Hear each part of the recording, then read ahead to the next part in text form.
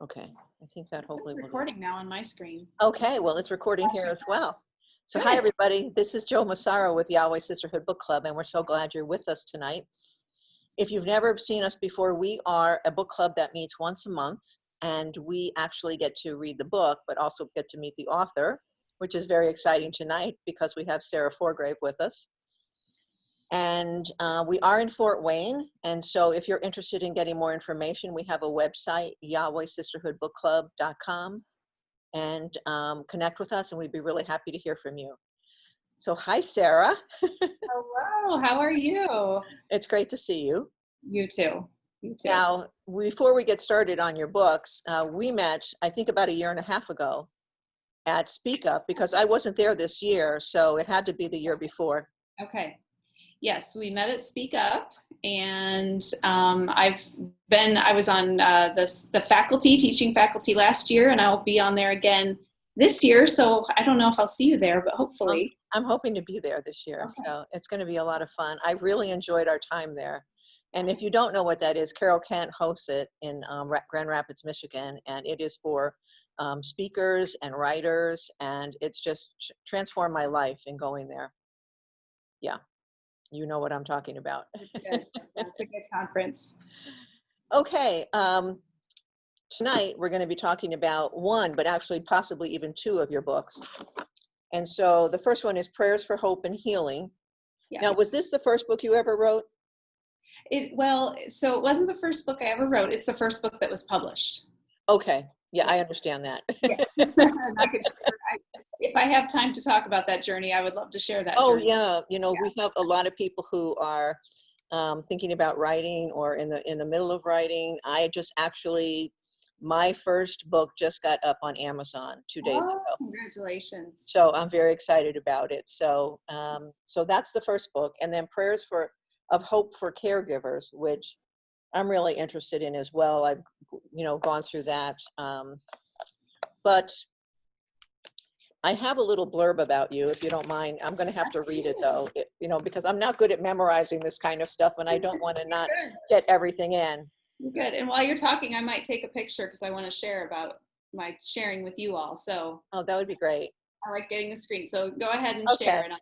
Sarah Forgrave is an author and speaker who loves encouraging others towards a deeper walk of faith.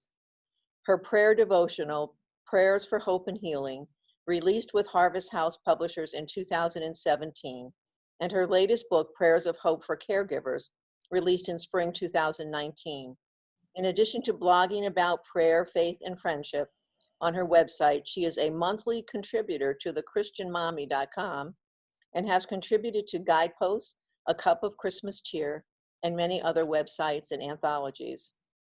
Outside of writing and speaking, I'm going to let you talk about your family. I won't read that. Yes. So maybe you could share a little bit about where do you live, by the way? So I'm in Indianapolis. I'm down the road a little ways from you. So you're a few hours from us. Yes, I would have loved to have been there in person. It felt like, it's so close, but with family schedules, it didn't work out. Oh, yeah. But we're thrilled to have you anyway. Any way we can get you, we're happy to have you. Yes, here I am. So I brought my iPad because I love, when I'm in person, I love to share pictures. And I figured I could hold them up against the screen so everybody can see. So here's a picture of my family, if I do this right. What a great picture. Yeah, so that my husband and I have been married for 16 years, going on 17 now. Wow. And we have 2 kids. So Zach is 11. He's in middle school.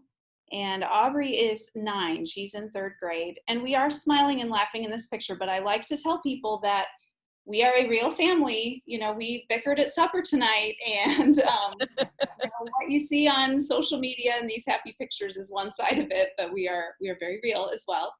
But we have a lot of fun as a family. We love to travel. And one thing that is very unique about my family, and my husband in particular, is that he is a full-time entrepreneur. And he runs a toy company. So I'm actually borrowing his office tonight so that I could talk without interruptions from my kids.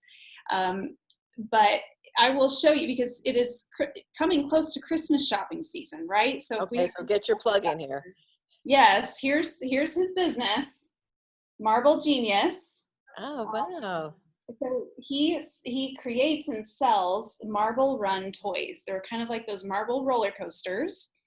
And he is one of those minds that never stops. So he has several patents pending. He's kind of taking that classic toy and reinventing it. So it's an adventure for us. He has this office space, but most of his creative work is done at home.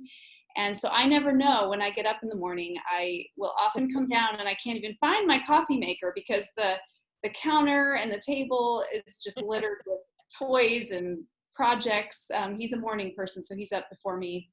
And the common joke in our house is that we are very prone to losing our marbles. Because I find marbles literally everywhere in the craziest places, in my garage, in the driveway, in the bathroom, behind the refrigerator, you name it, I find them there. It's part of the job. So I thought when my kids got older, my house would be cleaner. But I have a third child in my home that, playing toys. So it's just not going to happen. I've given up on that dream. So what about the kids? What do they think about what your husband does? Yeah, they kind of are a little bit tired of that toy because they see it all the time, but they love to give input, and he loves getting input from them. So they're like the perfect toy testers because he can get honest input from them. They don't hold back. They tell them what they think, if they like it or they don't. They are, when we first started, they were on the boxes for the toys. So we have since kind of upped our game with the photography on the boxes and things. So we have different kids on there now. But yeah, it's been a family business from day one. Wow, that's amazing. It's fun. So, well, to have kids that age and you're so busy, how do you do it all, I guess? So many people ask that question. I don't do it all. That's how I do it all. I think, I have had to learn a lot in terms of finding out what's my gifting, what's not my gifting, living in my gifting, and letting go of what I'm not supposed to spend my time on. Sure. And so I'm not the mom that's on the parent teacher. I'm not in the schools every day volunteering.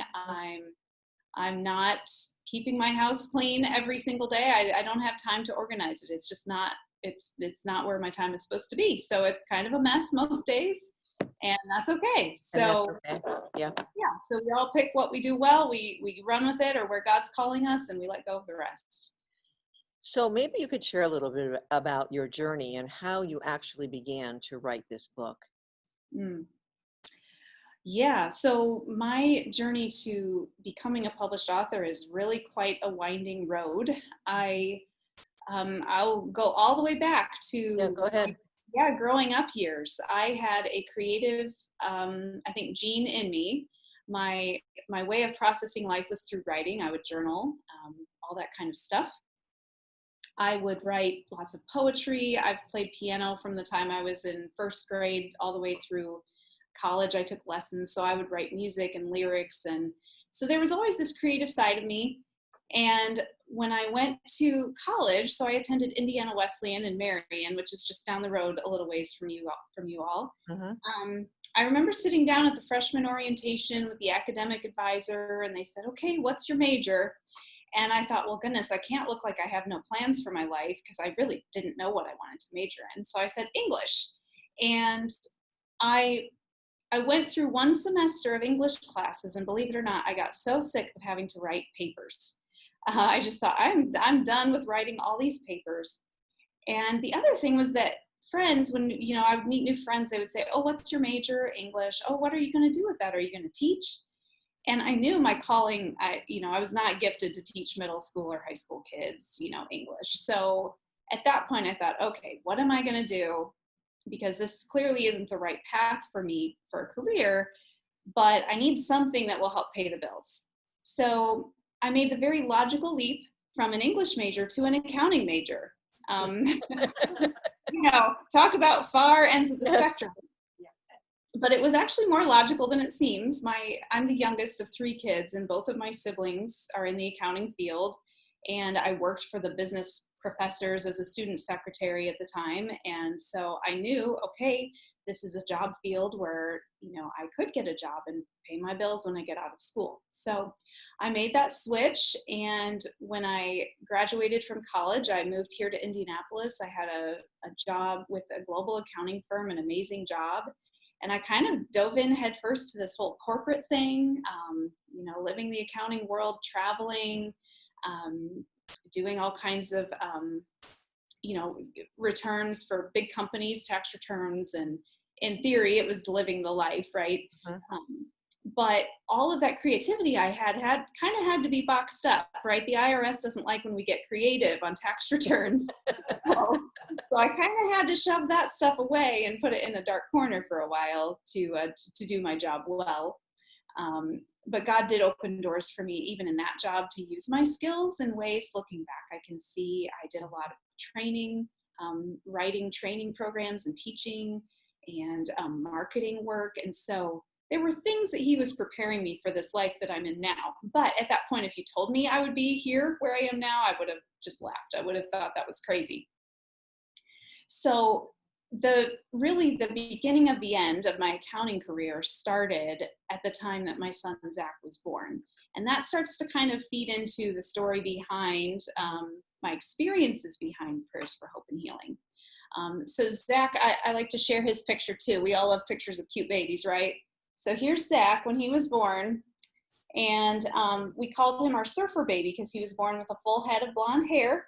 And he had jaundice, so he had a perfect little tan to go with the blonde hair. But anyway, so he was born perfectly healthy, but unfortunately I suffered severe complications from delivery. The kind of complications where I to this day still have not met anyone who has suffered that through childbirth, or really anyone who's experienced it in real life. I know there are others who have, but I've never met one. So I underwent surgery right away when the doctors realized there was a complication, but I went home to discover that really the surgery didn't work. And so I ended up with symptoms that were incredibly difficult, very draining of my emotions and my energy, just very humiliating.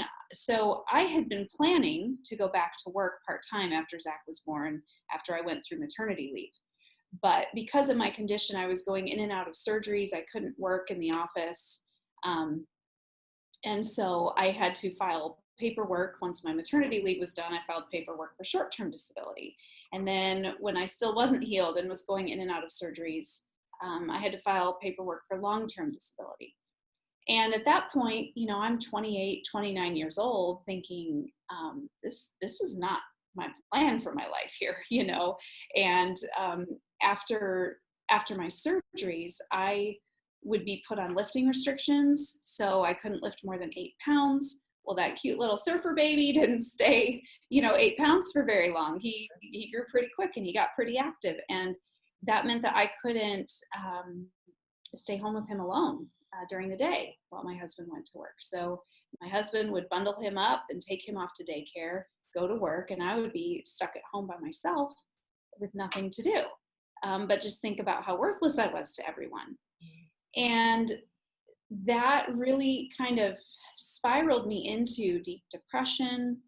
I even battled suicidal thoughts at times because it was just such a hard journey, and there literally was no one who understood, no one who had been through the exact thing I'd been through. And in the midst of all this, after one of my surgeries, my mother-in-law came to visit, and she's a former librarian. And so she showed up with this big bag of books. It was like this big canvas bag of books. And I'm sitting there in my recliner. I'm sick of watching, TV, talk shows on TV, day after day. And so she dropped this bag of books by my side and she said, "I thought you would like these to pass the time." And, well, what the books were, they were Karen Kingsbury novels. Now, you all are readers. I'm not sure if you're familiar with Karen Kingsbury. Oh, yes. Yeah, so they were her early books, the Baxter family series, a lot of her standalone books. It was like basically my mother-in-law's collection she just brought for me to read. And what I found was those books became the one thing I had to look forward to in my day. And you all are readers, so you can understand this. Like books they can be very healing. And for me, that's how it was. That's what I looked forward to. And I was in a state in life where I really wasn't open to, the kind of nonfiction book that tells me how to trust God. Here's your manual on how to get through this trial. Yep. I was not interested in that because frankly, I was kind of mad at God for letting this go on as long as he did. But fiction was a safe place for me because I could live vicariously through characters. It was a little bit of a safe distance, and yet God used their stories to give me hope. And as I read day after day, life was still hard, but I had that little glimmer of hope. Mm-hmm. So I remember one particular day, I had just finished one of the novels, and it was about a woman who had been through immense trials. And by the end of the book, God had turned it around to use those to help other people in her situation. And when I went upstairs to get ready for bed that night, I had this distinct moment of, and I don't want to sound like I experience this all the time. This is the only time I've experienced this where God's presence was just so real to me, but just so strong, that goosebump kind of moment where I sensed in my spirit that he was saying, Sarah, it's time for you to use your story to help others.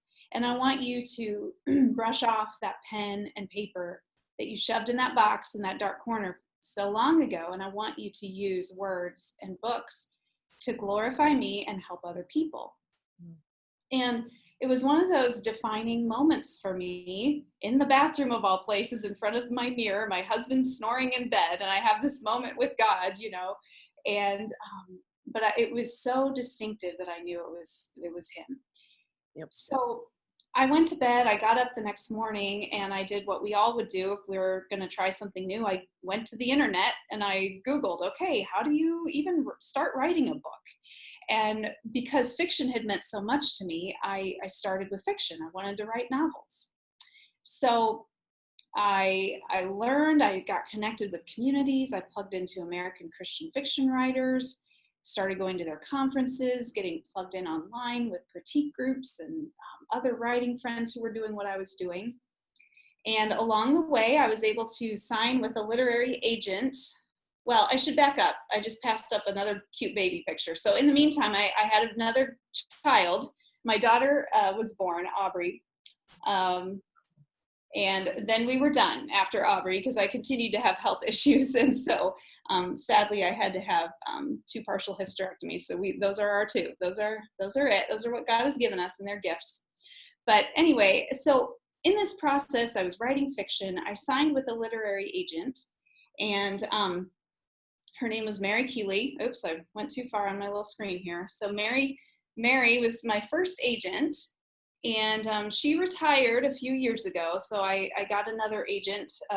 She passed me on to another wonderful person, Cynthia Rookty, who happens to be an author. So if you're looking for another good book club book, Cynthia is your person. She writes amazing books for book club. But anyway, so I signed with Mary for fiction. And so Mary and I, were you going to say something? I was just going to say, you said literary agent, and not everybody's going to know what that is. Maybe you could just explain that. Yes, thank you. Good question. Okay, so for me going into this, I just really wanted to work to get published with a traditional publisher, which means a publisher that will review my idea, and if they make the choice to publish it, they will pay me an advance check.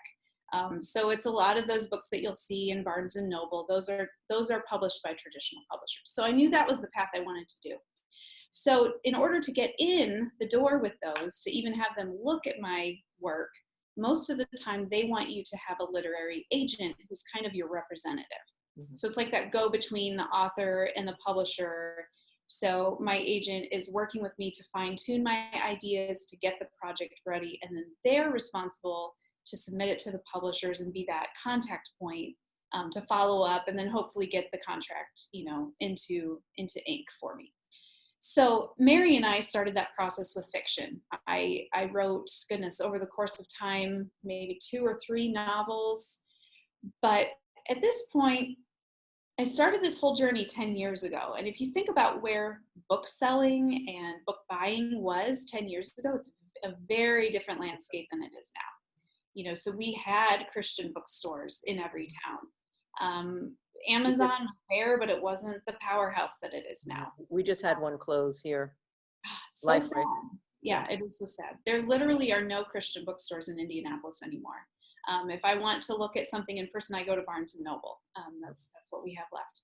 So this evolution that was taking place at the time, I'm trying to get my foot in the door with these publishers. And so a couple examples of things that happened to me. I actually signed a contract with a publisher for a fiction project with a few other authors. And then a month later, Mary called me and said, Sarah, I'm so sorry, but we just found out that that publisher is closing their fiction line. And because of the date of your publishing, of when they were going to publish your book, they're going to cancel the contract. Mm-hmm. So I had made this announcement that, hey, I'm going to publish this book, and then it's not happening. So I would go back, to square one and start another book. And I wrote what I still consider kind of the story of my heart in terms of novels. And I thought, goodness, if this doesn't go through, I don't know what will, right? And so we submitted that. And a month after we sent that out, Family Christian Stores announced they were going bankrupt. And so, all the publishers were just shrinking back in and saying, oh no, we're not going to take a chance on anyone new.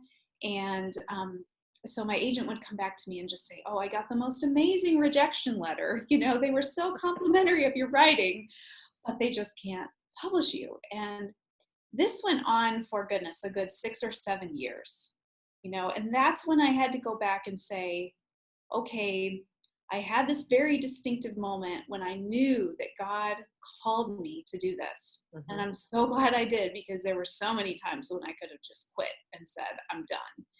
But I knew that he had called me, and I didn't quite understand where he was going to take me, but I had to cling to that.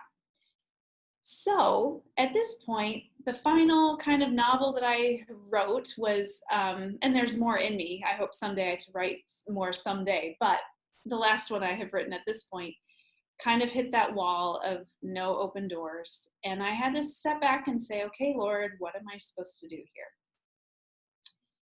So a little context, insider context for our reader friends here. When a new, an author who has not been published in fiction wants to try to get in the door with a traditional publisher, they want to see the full book written from start to finish. Mm-hmm. So for me, the novels I wrote were 90,000 words. So I would plot out my book. I would get my characters in place. I would draft the book. I would polish, edit. And this process would take me a good year. Yep. Just from idea to finished product that could go to a publisher for them to even consider. It took me a year. And so that's why 7 years, you can think about that timeline of how long it took, plus a couple pauses that I had to take because of family things. So at this point, I'm thinking, do I really want to devote another year to write another book, which I had an idea, for no guarantee yet again? And I started seeing some of my fiction friends getting published in nonfiction with gift book, prayer book kind of ideas.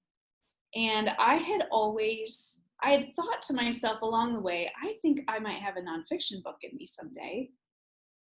But I had always dismissed it because, again, within the industry, what I was always told was, to get published in nonfiction, you need this big platform, you need tens of thousands of followers, you need to have experience or expertise in this topic. And oh, by the way, if you're a celebrity, that's really helpful too. Well, I didn't have any of those things. And so I had always dismissed it. Well, that's just not the path for me. But at this point, the idea for both of these books, Prayers for Hope and Healing and the Caregiver's book, were in my mind. And I thought, you know what? I'm going to just bring it up. So I asked my agent, I said, I have these ideas, but I just think platform's going to be an issue. And she said, yes, they look at platform, but she said, for these specific topics, I think they're going to view it differently because it's meeting a specific need in a specific moment. So she said, I think we should give it a chance. So the nice thing was I had gotten used to books that I wrote before always taking a year. Yeah. Well, with nonfiction, these books are about 25,000 words compared to 90. And for nonfiction, I didn't have to write the whole book to propose it to a publisher. I had to have an outline filled out and then 2 or 3 sample chapters. So it felt like I could just whip that thing out really fast. It was so nice. And so I sent it off to Mary in the month of April. I forget what year, but the month of April. And by July, we heard back from Harvest House publishers that they were interested in publishing it. And to give context with fiction, it sometimes took 9 months to a year to hear anything back. And so this was within 3 months. And it was like God's stamp of approval saying, it's time. That promise that I gave you all those years ago, I am fulfilling now. And I don't know if it's okay to talk to your audience or your group today, but I just sense that if someone is waiting on the answer that God promised them, I just want to say to hold on to his promise. That sometimes it may feel like it's taking 40 years, like the Israelites in the desert. Sometimes it may be 10 years like it was for me. Sometimes it may be 10 months, but it feels like forever. But he is working even when we can't see. Amen. Yeah. So that's my story. It's quite a roundabout way, but it all was the fulfillment of a promise. Why don't we start talking about this book that that you've written? And I just loved how you've actually divided it up into each topic you're talking about has just a section of it that talks about it, and then what I love is you have a prayer at the end of each one. Yeah. And I know somebody has a question on that later on, but maybe you could share a little bit about what actually is in this book. Yeah, so I really wanted the heavy emphasis, and I'm going to ask a weird question. Does it look like I'm looking at you guys? Yes. Or does it look like I'm looking off? Okay, because I'm looking at Joe's eyes, and I just want to make sure. Sometimes technology, I'm not sure if they want me to look at my little camera thing or look at. I'm actually looking at you, so I'm not sure what I look like actually. Okay. Okay. But I'm trying to see you, so. Yes. Okay, perfect. All right. I just didn't want you to feel awkward if I look like I'm looking to the side of your heads. Okay. So, yeah, I knew that I wanted prayer to be a focal point of the book. And I knew that I did not want them to be the fluffy, like 2 or 3 sentence prayers that we find in a lot of devotionals, because these specific scenarios that people are going through who would read this book, I'm saying these books, but Hope and Healing and Caregivers, are dealing with a lot of raw emotions that need more than just 3 sentences to connect with God on. And so I wanted prayer to be the focus, but I also wanted to kind of have a bridge to welcome them into prayer. So starting with scripture and then writing that kind of introduction to how they might be feeling, and then let's go to the Lord and talk about where you're at right now. That's how I structured it. Now, in terms of the outline, a little background on that. So a whole other part of my story I probably don't have time to tell because it could take a whole separate talk, but my sister has been through a really, really rough medical journey, far more than I have been through. She battled stage 4 cancer when we were kids for 4 years. She survived, but then decades later had to have a heart transplant because of the long-term effects of chemo. And with her heart transplant, I walked very closely with her through that. So she lives actually in northern Indiana, near Elkhart, and but her surgeon, the transplant team, is down here near me. And so I was the contact point for her with the hospital, with the doctors, and made a point to try and visit her every day while she waited for the heart. She was literally tethered to the wall. She had so many monitors, she couldn't leave her bed, and waited for 6 weeks like that for a heart. So as I would go and visit with her, I would be sitting in the hospital room. And at this point, I had been through my medical journey. just to finish the loop on that, I was finally healed of my condition. It was about 1.5 years that I went through that after my son's birth. So I had been through that. My daughter was born. She was actually a newborn at that point. I want to say 6 months old. And that when my sister was in the hospital. So I would go and visit every day as much as I could. And many of the times when I was there would be pastors, care ministers who would come and visit with her at different points. So I would sit there and I would hear them, listen, or I would hear them read scripture and pray with her. And it was always so comforting, but obviously, they didn't stay long, they would leave. And then later that night, she and I would be talking and she would say, man, I'm really struggling with this, or I'm struggling with this. Or maybe it was something that, she wouldn't feel comfortable sharing with the care minister, right? It was a little awkward or embarrassing. And even then, I was still writing fiction at that point. But in the back of my mind, I thought, wouldn't it be nice if there was a book? It would be nice if someone wrote a book, not thinking it would be me.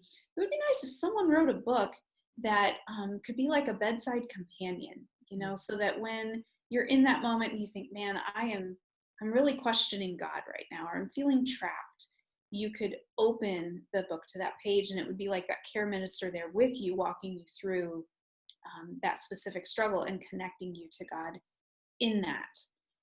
So that's where that started, was kind of that situational, I wanted to get very specific to those needs and those struggles that people face. And for both of my books, Hope and Healing and Caregivers, I just fleshed out from my own experiences of my own medical journey, caring for my sister, but also watching my parents, my mom especially, caring for her during her cancer years, and just brainstormed all the different emotions and scenarios that people might find themselves in. And then I called up my sister and I said, okay, Jenny, here's my starting point. What can you add? And contacting my mom and saying the same thing, like, what did you see, or what did you experience? Wow. And interestingly enough, at the time when I was developing the outline for Prayers for Hope and Healing, my mom, she lives in Florida now, but she was going through 2 knee replacements within a year. And so we would just be talking in general, and I'd ask, oh, how are you doing? And she'd say, oh, I feel so restless. I want to move, but I can't. And I thought, there's another prayer, and so she was feeding them to me with just in her, course of talking about her struggles, but I gained a lot through that. So the 3 of us, really, it was kind of a team effort. That's both. What I was just thinking. Mm-hmm. Yeah, so that's how it all came to be.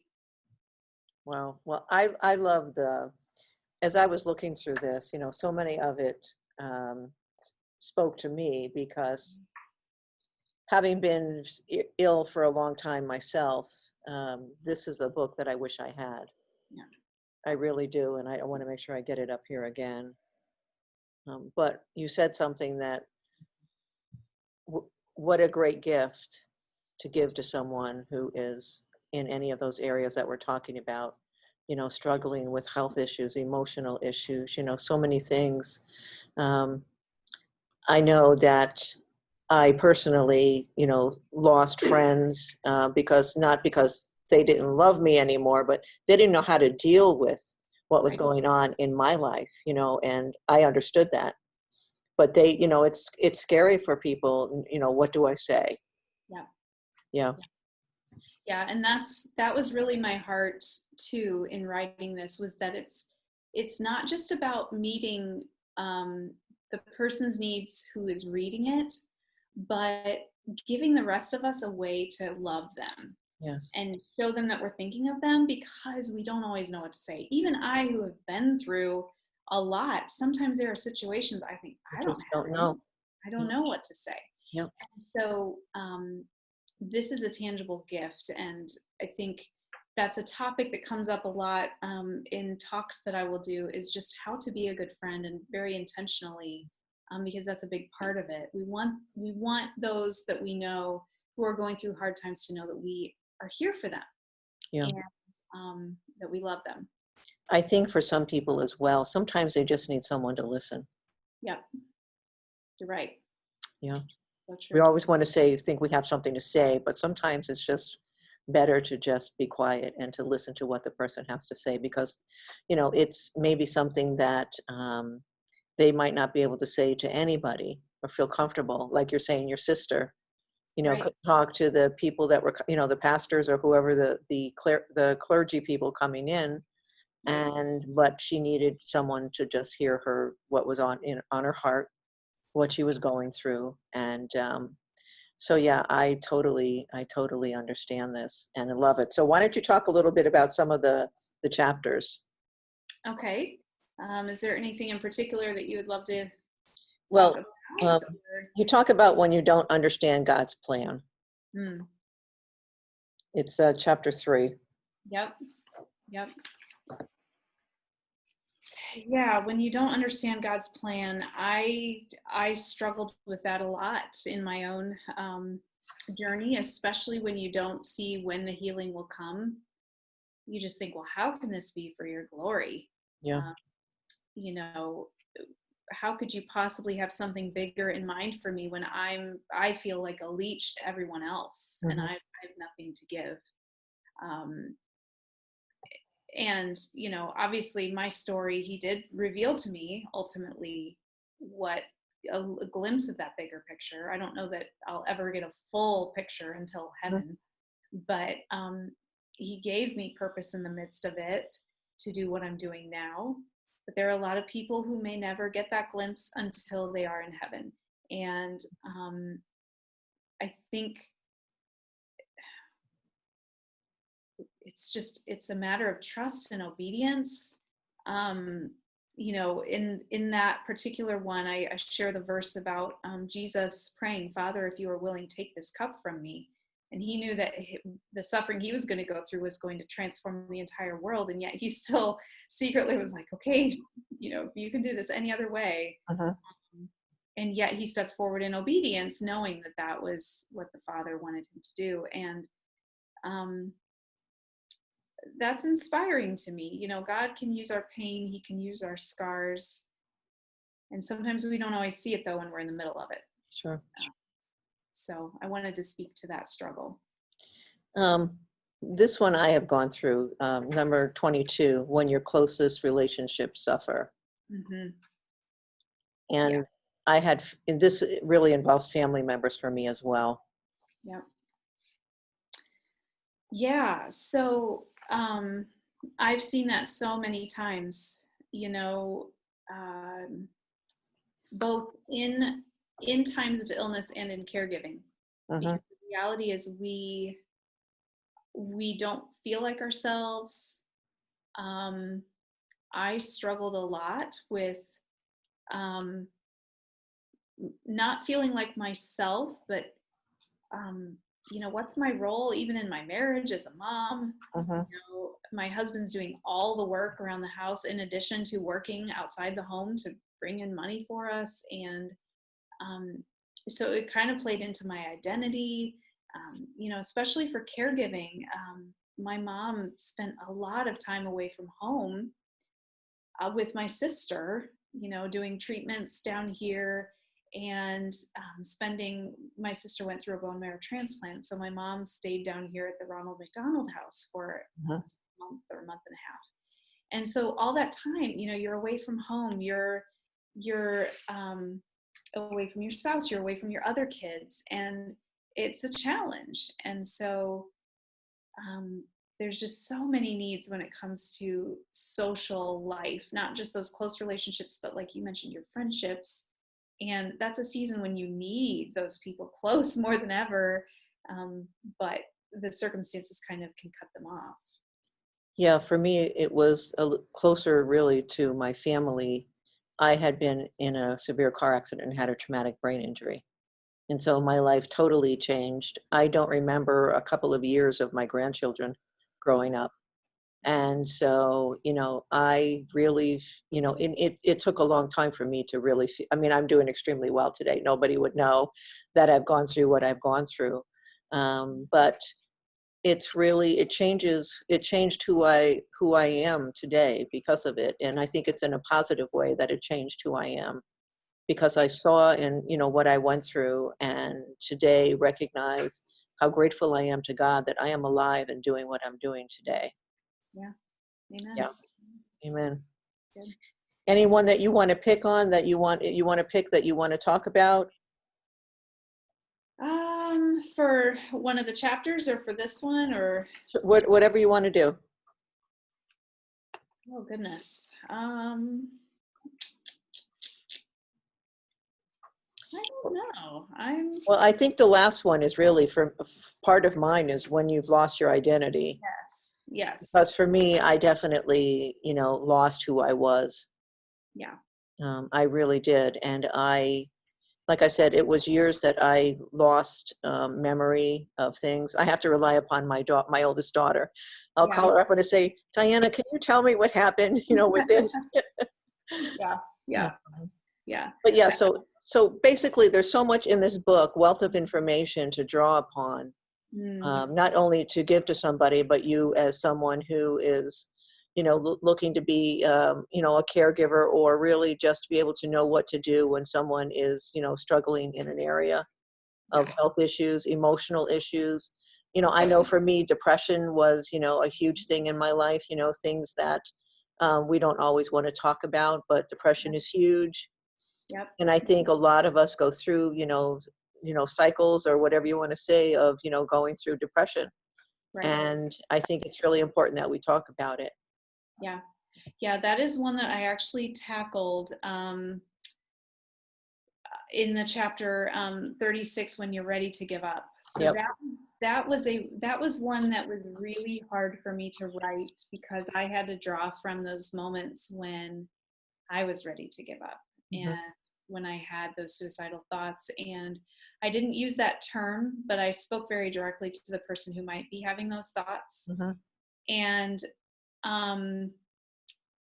most of my writing, I have an emotional reaction, but that particular one really drained me, because I had to go to those hard places. I wanted to write it authentically and speak very directly to that person, but it took me back to some really hard times and hard emotions for me. But I knew I couldn't write this book without addressing it, because it's so prevalent.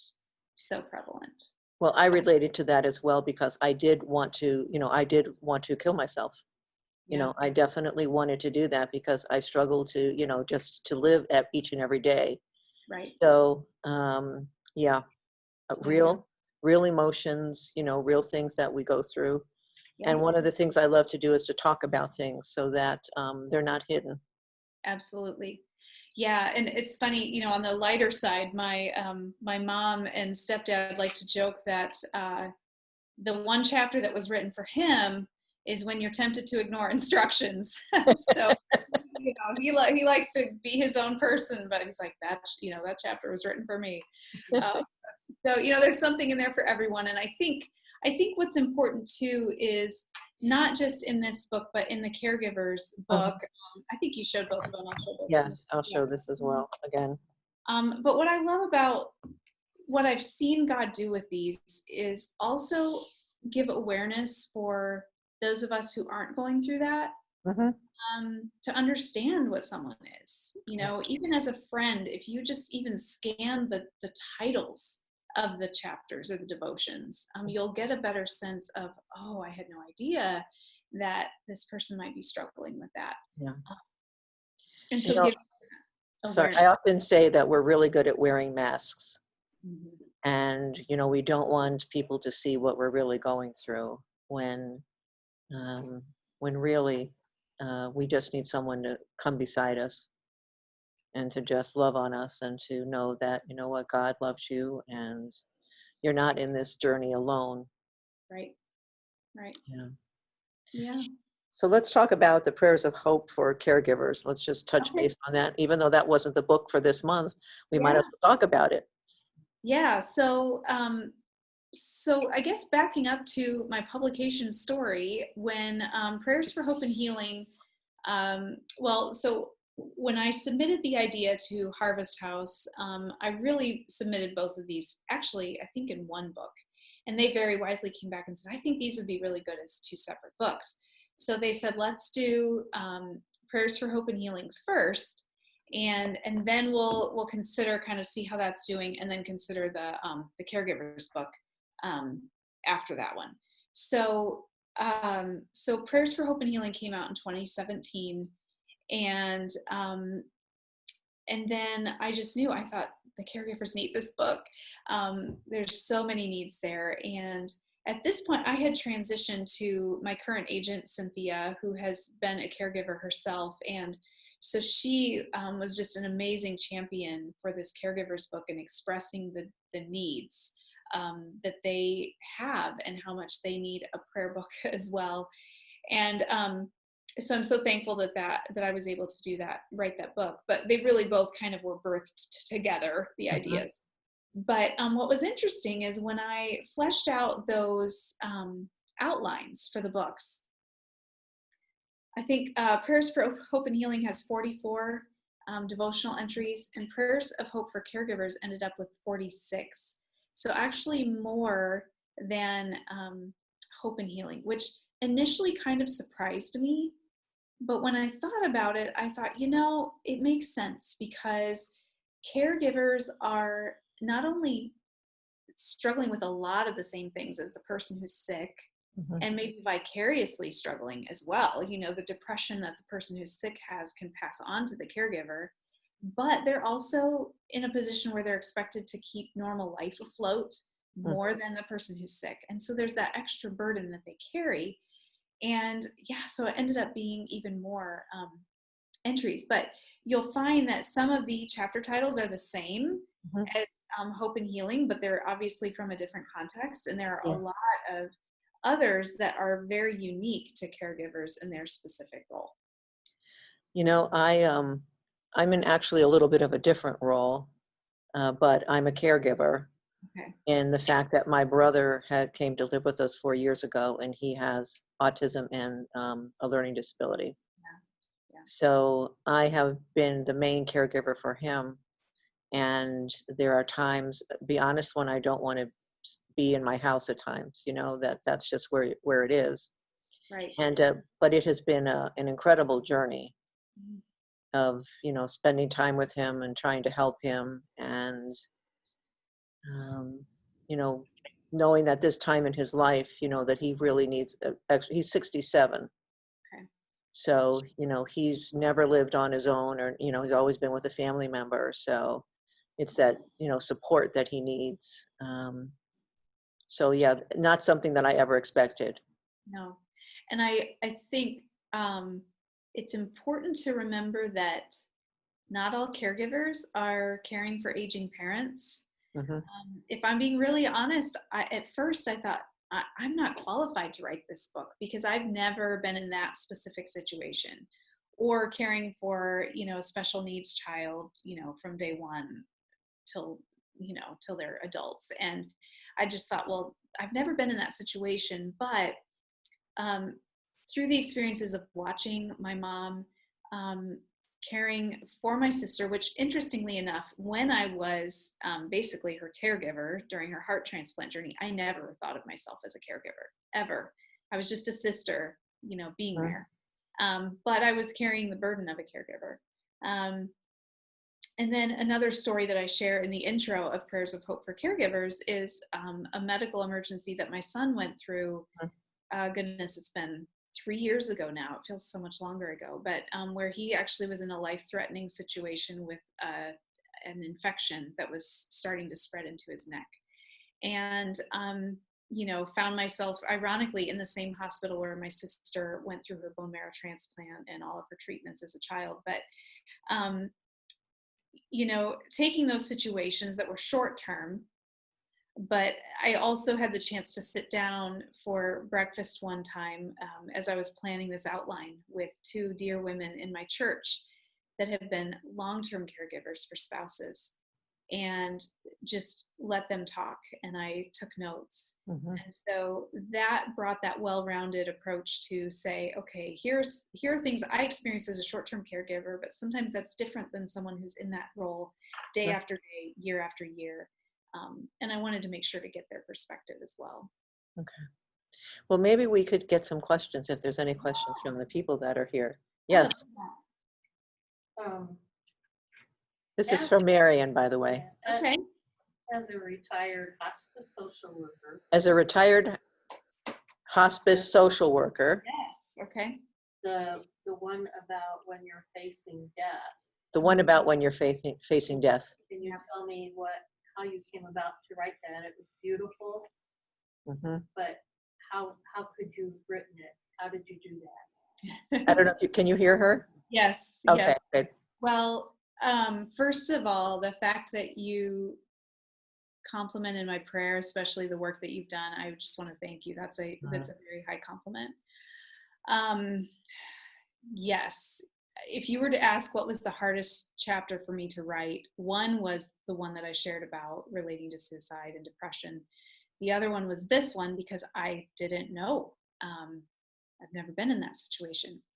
So for that, I relied on two specific people to help me. One was my sister because as she approached her heart transplant, she didn't know if she would get a heart before she died. Mm-hmm. So she had to really prepare herself for that possibility. When she was in the hospital, she sat down and wrote notes to her husband and daughter in the event that she didn't make it, and gave them to me to pass along. And so I knew that she had to process things to be able to write those notes. So she gave me input, but really the really helpful input, and you working in a hospice, my uncle is a retired hospice chaplain. And so he is the one that really gave me good insights for when a person is in those final days, what are the questions they're asking? And I was really surprised by some of what he said. I don't know that I ever would have thought that even people of faith may have some questions about heaven. You know, even those of us with the strongest faith at that last moment might say, is heaven real? Am I really going there? You know, and that took me off guard, but I'm so glad he shared openly, you know, people who have strong faith, people who don't, what their thinking process is and where they're at. So I could not have written that one without both of their input. Thank you. Any other questions? Did I hear somebody? No, I guess we don't have any other questions. Oh, wait, Marion's got another question. So, hey, let's give her the floor. Did you do any journaling during your journey through your illness that helped you come to develop this prayer book? You know, that's a good question. I honestly, I don't think I did, which surprises me in some ways, because that has always been my way of processing. That said, you know, I was in a stage of life where my accounting brain was in mode, right? And so in that season of life, working in that field, I did not have brain space to let myself be creative. And sadly, a lot of those things just didn't happen. So I wouldn't say that I had journals, you know, to go back and look at and say, oh yeah, this is how I was feeling. A lot of it's emotional memory, you know, and remembering what I went through. But yeah, that's a good question. I have journaled a lot in different stages of my life, but interestingly, I don't think that was one of them. Well, Marion, do you have another question? Wait, hold on. We've got one down here. What about her her fiction books? What were they about? And is she going to resurrect them someday? Oh, I hope to. You know, that's a conversation I have with my agent every once in a while. And I say, well, what do you think? And here's where I'm at in life. And I ask her, well, where's the industry? You know, what do you think are the chances if I devote this much time to it? And the recent conversations we've had is it's not for right now to pick it up again yet. But the most recent one that I wrote that I was really hopeful would go through actually was the main character was a heart transplant recipient. And a very different context of the storyline, but using a lot of similar experiences that my sister went through in that process, even after the transplant, because really some of the hardest parts of the journey were afterward. And a lot of people don't think about that when they ask what can we pray for? They kind of forget, oh, the surgery's done, they're fine. No, there's still a lot going on. So through that story, I chronicled some of those kinds of things that happen after trying to adapt back into normal life. So the genre that I wrote and still love to this day is contemporary romance. But I would say contemporary romance with very strong, deep women's fiction, spiritual threads.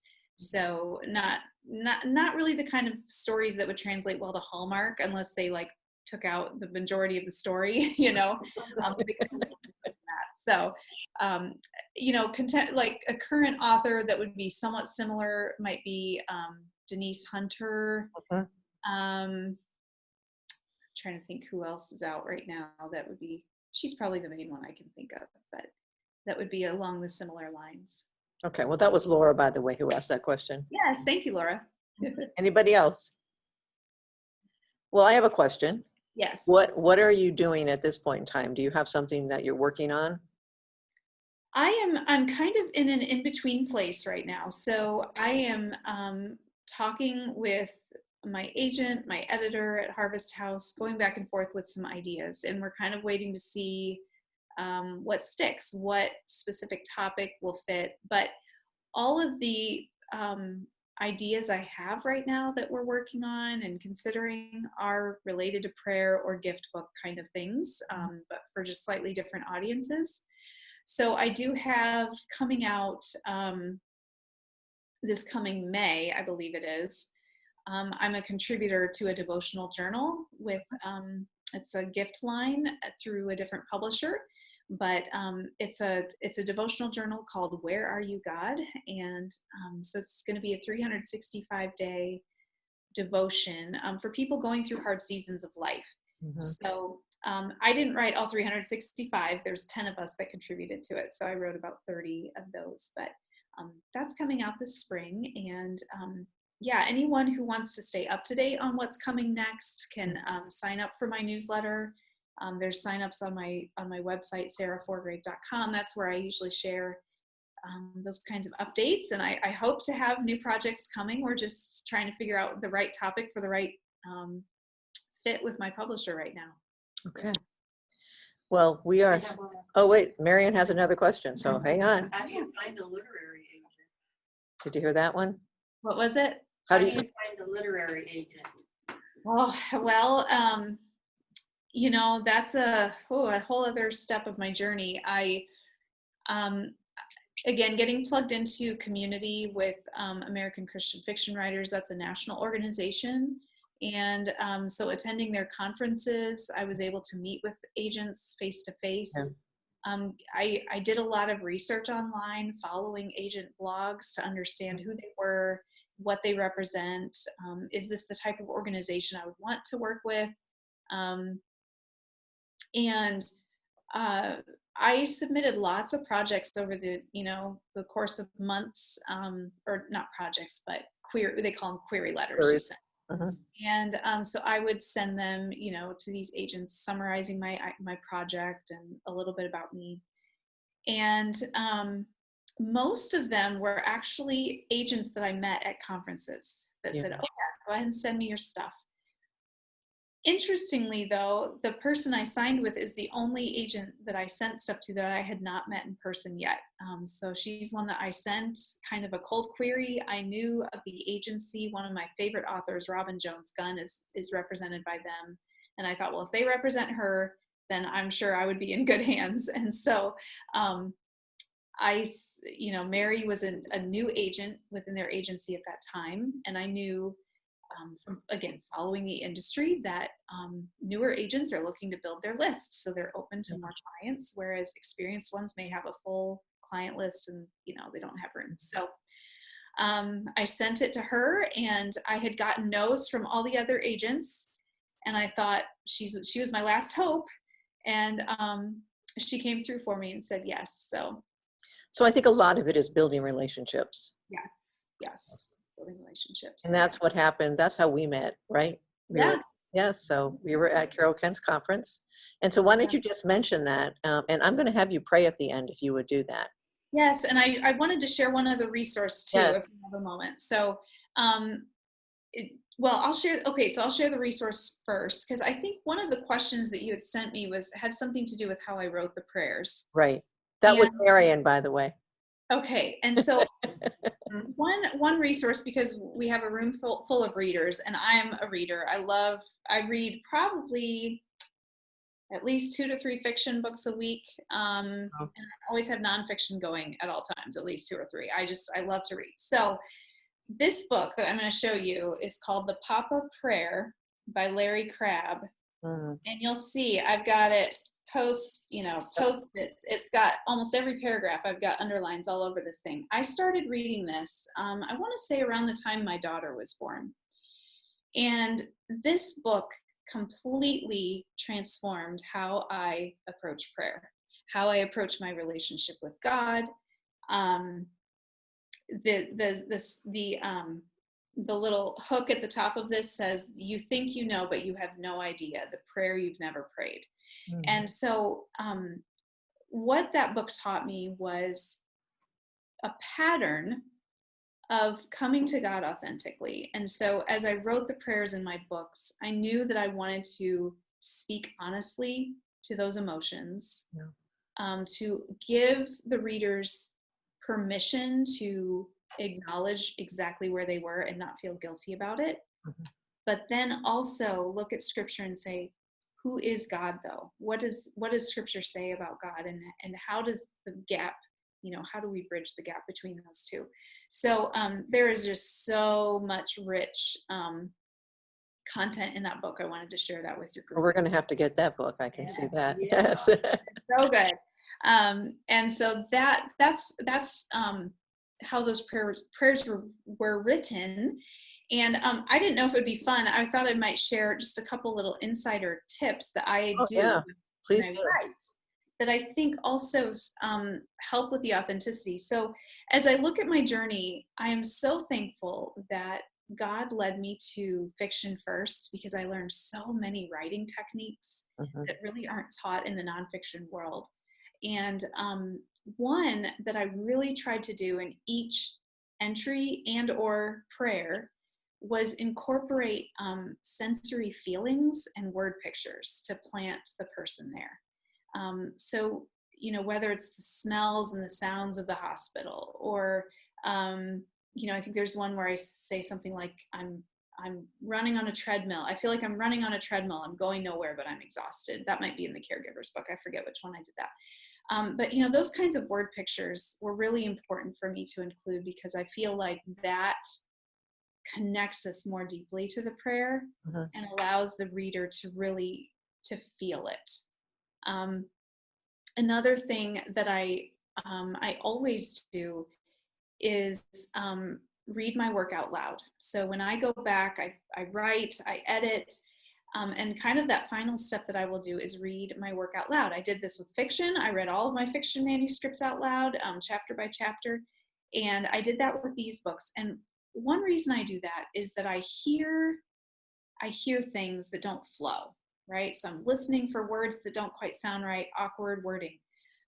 But when it came to Prayers for Hope and Healing, it was really important for me to do that step, because I thought, there are some people who will need this book that may physically be in a situation where they can't read it, and they're going to need someone to read it to them. And so that step was extra important for me, because I wanted the person reading the book out loud to someone, I wanted them to not feel awkward or, just have stumbling over my wording choices, right? So by me reading it out loud, it helped me catch those kinds of things. So those are just a couple little insider tips of what I've done. And if you want to start writing, those are a couple little things you can do to strengthen your writing as well. So, well, those are great. Anymore? Nobody has a question. I just wanted to make sure that if there was a question. Yes, Marion said she did her part. Yes, thank you, Marion. Good. So you wanted to talk about Speak Up, is that right? Or Yes. So we met at Speak Up, which is Carol Kent's conference. And why don't you just share a little bit about your experience and what you're going to be doing next year? Sure.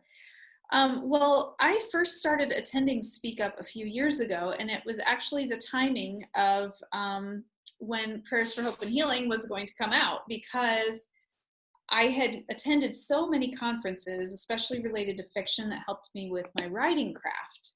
And I felt like I really had grown pretty strong on that side of things. But as I had this nonfiction book coming out, I thought, okay, now that might bring in more speaking, and those types of things. And I wanted to hone my skills in that area. So I had done speaker training back when I worked in corporate America, because I actually taught a lot of training, but it was a whole different context, and it was many years ago. And so I actually had a friend of mine from my agency recommend the Speak Up conference specifically to check out for speaking. So they do have a writing track and a speaking track. Yep. I first went there for speaking track, and it's just wonderful because you get critiqued by groups of people that are all in the same boat as you. It's very warm and loving. It's, I was intimidated at first, but So was I.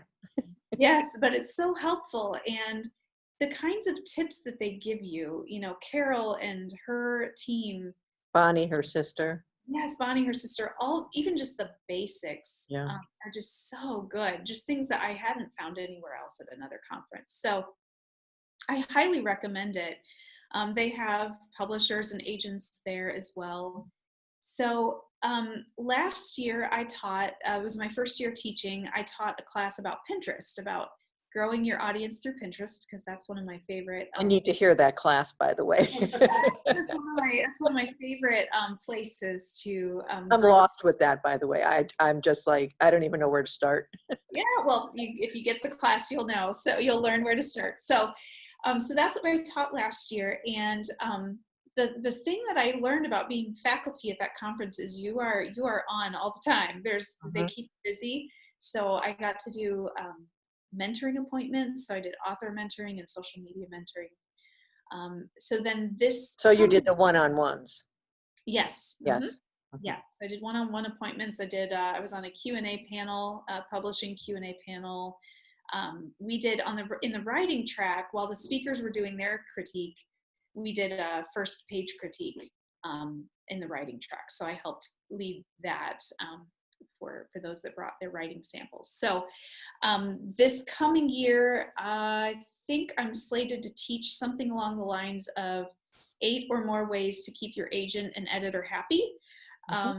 Because for those who are stepping into that role of having an agent or a publisher, helping them learn just those tips and tricks to make their agent and editor happy. It's always good to keep them happy. So I've learned some good tricks along the way that I didn't even realize were important, but some of them are very basic that apparently not everyone does. And so I've gotten great feedback from my editors and my agents. So I'm going to share those tips.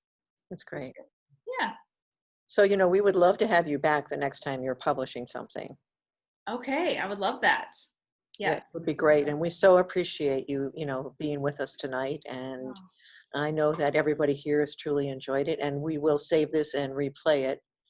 And so that other people can hear about it. I actually, as we were doing this, thought of 3 people I need to buy a book for. Yes. Yes. And, this really is the season when it's important to remember them. My agent and I were just talking about this with my caregivers book, especially that caregivers will often feel guilty getting a book like this for themselves. But we, as those who know them, can be the ones to step in and give it to them. And same for the hope and healing. I think, you all hopefully have gotten to see and feel them. I love how Harvest House packaged them to be very giftable with the hardcover. Let me tell you, it's beautiful. I mean, the size is perfect. The hardcover is just wonderful. And I love this too, that you have one of these, I don't even know what you call them, but a little bookmark. Yep. Yeah, bookmark. Now I should know that, but a little bookmark. Yeah. Yeah, but let me tell you, I've carried these things around in my purse all over the place, and you know, the paperback, they kind of just get worn and fall apart. But these things, I can speak from personal experience, they are durable. So I love that though, because people in these situations are going to need to be able to tote them around. Absolutely. Yeah, so they're very portable. I love that. Yeah. Well, you know, I wanted to close out, you know, just thinking about everybody who would be listening and everybody here. Like you were saying, this is a time of year when, you know, I know, you know, there are people in my lives that are going through a lot of things. Yeah. And besides giving them this book, I know that they would like to hear a personal prayer from you. Okay. And if you could do that, we would be immensely blessed. Okay. I would love to do that. Okay. Oh, Heavenly Father, I just thank you for the privilege of being able to be your servant and ministering in some small way to those walking through hard seasons. And Lord, medical challenges and caregiving, those are hard seasons any time of year. But as we head into the holidays, there's extra strain. There can be extra sadness, extra stress. And Lord, I pray that as we enter these next weeks and month and a half, that you would just lift the weight from those who are carrying burdens, that you would bring light into their life where they are, even if it feels like a dark place, that you would show them light, that you would give them joy, give them reasons to smile and laugh, even in the midst of their hardship. I pray that you would bring friends near them and close to them to step in and be present, to remind them of your presence. Lord, you carry us through the wilderness, you carry us through the valley. You give us safe pasture to rest in, and I just pray that those friends walking through a hard time would be able to rest in you. That they would place their trust in you, that they would believe every promise you have given in your word, that it will come to fruition, whether it's here or on the other side of heaven. Lord, we trust in your promises and we cling to them on behalf of our brothers and sisters who are struggling. We thank you, Father. In your name I pray. Amen. Amen. Well, it was so great to have you and to get a chance to see you again. You too. Hopefully I will see you next year at Speak Up. I will definitely be looking for you, and blessings to you and your family during this holiday time coming up. And we just love you and appreciate you. And oops, sorry, I just pulled the plug on it so that I could have, so that you weren't minimized, because I can't see the screen, so I took you off the big screen. So in order to stop, yeah, she's still here. In order to stop recording, I need to be able to press the buttons that says stop. Okay. So anyway, love to you, and thank you so much for being with us. Well, and thank you, and thank you to the whole. All right, honey, I will hopefully see you soon. Yes, sounds good. Thank you so much. Okay, bye-bye. Bye.